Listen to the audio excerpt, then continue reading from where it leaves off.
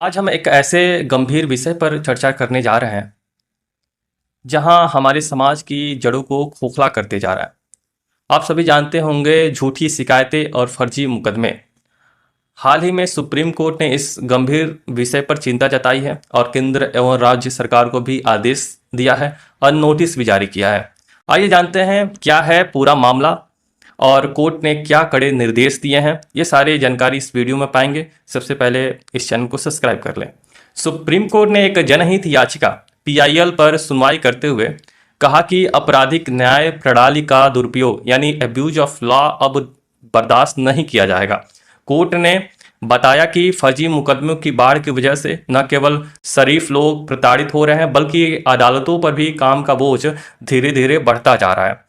ये पीआईएल दायर करने वाले वकील जो थे उनका नाम था अश्वनी कुमार। वो भाजपा के नेता भी थे और वे खुद इस मामले की पैरवी करते हुए कोर्ट के सामने कुछ कड़ी सच्चाई बताई अपने पीआईएल के माध्यम से। अपने पीआईएल में लिखा कि अक्सर जमीन या आपसी जो झगड़े की वजह से रंजिश निकालने की वजह से गंभीर आपराधिक मामलों में तब्दील किया जाता है जो भी केस होता है।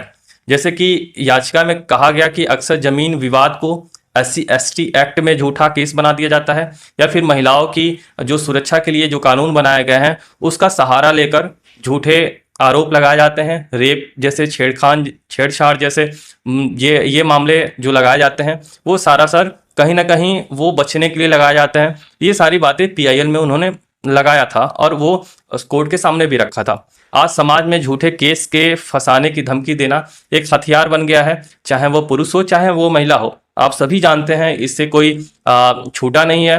वो जरूर कोई ना कोई उसके परिवार में या उसके किसी भी दूर दराज उनके जो भी सदस्य जहां भी रहते हो इस मामले को वो लोग बताते हैं कि कहीं ना कहीं वो झूठे केस में कहीं ना कोई फंसा हुआ है। तो इसी वजह से ये सुप्रीम कोर्ट में इस तरह से पीआईएल लाया गया है। सुप्रीम कोर्ट ने इस मामले को गंभीरता को देखते हुए केंद्र सरकार और सभी राज्य सरकारों को जवाब मांगा है। कोर्ट का कहना है कि जो लोग जानबूझकर झूठी एफआईआर दर्ज कराते हैं उनके खिलाफ कठोर कार्रवाई के लिए नियम बनाया जाए।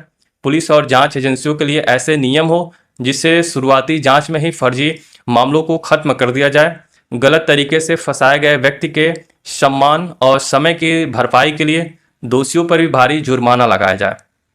यह कानून बहुत पहले बन जाना चाहिए था। जब किसी निर्दोष पर झूठा आरोप लगता है तो सिर्फ केस नहीं चलता बल्कि सामाजिक प्रतिष्ठा, मानसिक शक्ति और आर्थिक सब कुछ तबाह हो जाता है। कहीं ना कहीं उसका खामियाजा उस व्यक्ति को भुगतना पड़ता है जिसके ऊपर झूठे केस लगे होते हैं। यह मुद्दा आज के समय की सबसे बड़ी जरूरत है। कानून का मकसद पीड़ित को न्याय दिलाना होता है, किसी निर्दोष को प्रताड़ित करना नहीं होता है। अगर झूठी शिकायत करने वाले को जेल की हवा खानी पड़ेगी तभी समाज में इन फर्जी मुकदमों पर लगाम लगाया जा सकता है। जुड़े रहें हमारे नमस्ते यंग इंडिया के साथ। मैं हूं आयुष शर्मा और आप सभी से मैं निवेदन करता हूं कि हमारे चैनल को सब्सक्राइब कर लीजिए। जय हिंद, जय राष्ट्र।